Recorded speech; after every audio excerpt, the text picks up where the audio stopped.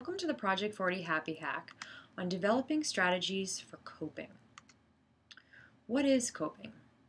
Coping involves managing stress and negative emotions, emotion-focused coping, as well as figuring out the appropriate course of action for dealing with particular challenges, which is problem-focused coping. How does coping help you be happier?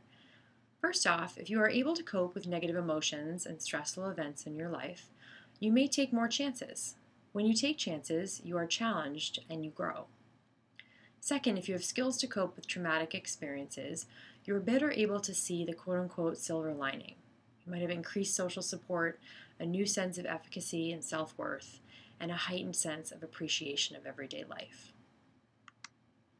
Sonia Lyubomirsky says, how you behave and how you think has a great deal to do with how happy you ultimately become, no matter what hurts, stresses, and tribulations life doles out to you. So what does the research show? Problem-focused coping can be good for finding solutions to situations that can be resolved. This involves prioritizing, strategizing, making a plan, taking one step at a time, and asking for help. Emotion-focused coping is good for managing emotions during situations that can't necessarily be fixed. So this would involve engaging in a pleasant activity, reaching out to others, positively interpreting the situation, what can be learned, what meaning can be found, and ultimately accepting. It's interesting to note that women tend to be more adept at emotion-focused coping.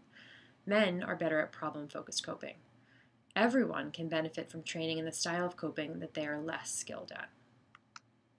So looking deeper into the research, one study talked about the 3 different outcomes of experiencing an adverse event.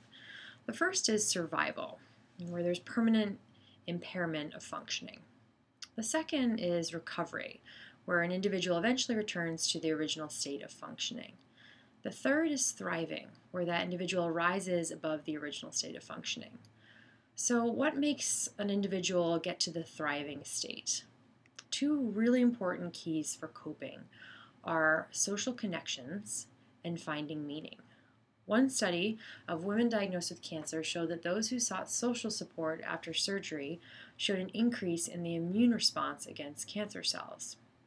Another study found that people who experienced a loss, those who reported finding some meaning in their loss, showed less depression and fewer symptoms of PTSD. There's lots of other research studies that point to the benefits of social connection and finding meaning, and these are just a few worth mentioning. So how can you practice coping? The exercise that we suggest is a disputation technique known as ABCDE. First off, write down the nature of the adversity that you're experiencing. For example, I failed my exam. Second, identify any negative beliefs triggered by this problem, like my professor thinks I'm in over my head, or I'm going to fail college. Third, record the consequence of the problem. I feel like I'm not cut out for college. I'm never going to get a job. Fourth, dispute the negative belief. I wouldn't have been admitted if they didn't think I could do it. Just because I failed my exam does not mean I'm going to fail college, and it doesn't mean I'm never going to get a job.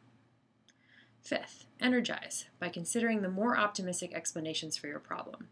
I know I can do it, I just need some help with this stuff. I'm going to ask my lab partner to help me study next time. For more information, you can look at witproject40.com or email us with any questions at project40@wit.edu.